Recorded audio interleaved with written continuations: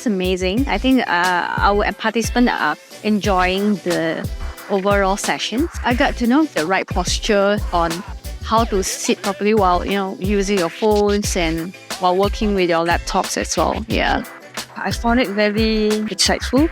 All the information, I think I wouldn't have it if I didn't attend this talk.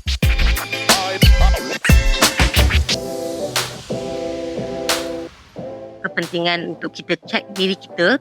Selama ni memang kita tak tahu yang kita punya spine kita ni ada kaitan dengan sakit-sakit kita ingat dengan stres, dengan cara postur kita duduk je. Sebenarnya bukan. Saya memang bangga IOI buat benda macam ni. Sebab maksudnya dia memang aware lah dengan kesihatan pekerja-pekerja dia. So okey lah, memang okey sangat.